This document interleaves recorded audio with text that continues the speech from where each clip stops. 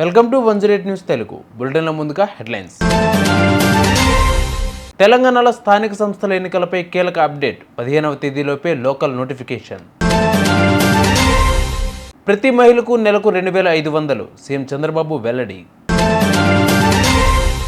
BRS party మొత్తం కొనేస్తా తీన్మార్ మల్లన్న సంచలన వ్యాఖ్యలు. ఏకంగా సీఎం ల్యాండ్ కబ్జా, నకిలీ డాక్యుమెంట్లు సృష్టించిన నక్కా సత్తార్ రెడ్డి.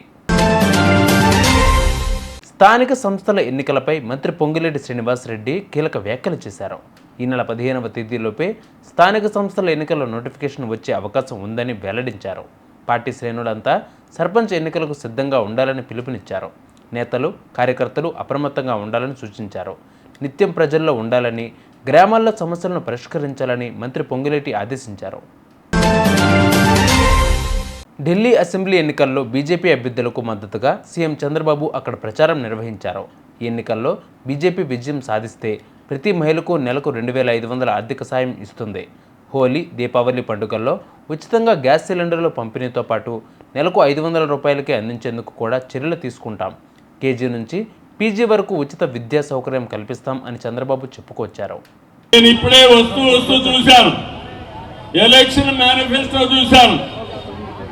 ఎలక్షన్ మేనిఫెస్టో చూస్తే BJP one of the best election manifesto ఇచ్చారు. ఈరోజు మీరు చూసినప్పుడు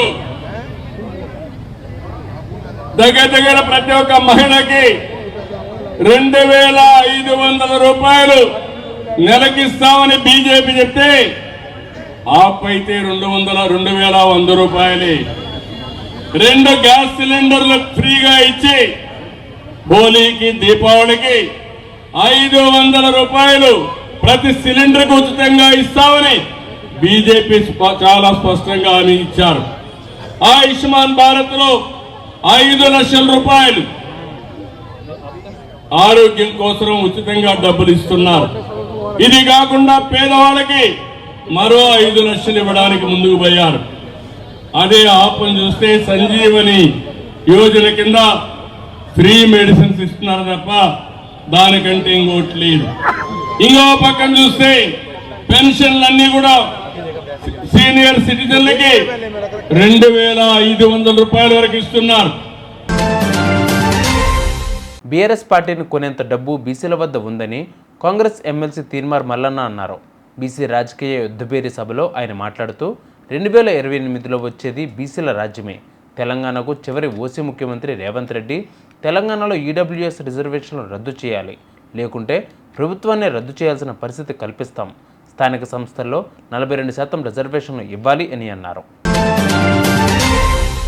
ఏపీలో భూమాఫియా రెచ్చిపోతోంది. సీఎం చంద్రబాబు పేరుతో ఉన్న ఒక ల్యాండ్ను కబ్జా చేసేందుకు కొంతమంది కుట్ర పన్నారు.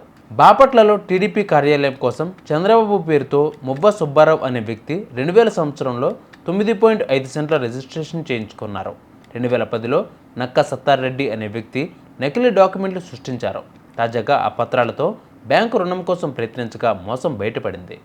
చూసారుగా, ఇవి ఇవాళ బులెటిన్ అప్డేట్స్. మరిన్ని అప్డేట్స్తో మళ్ళీ మీ ముందుకు వస్తాను. అంతవరకు కీప్ వాచింగ్ 108 న్యూస్ తెలుగు.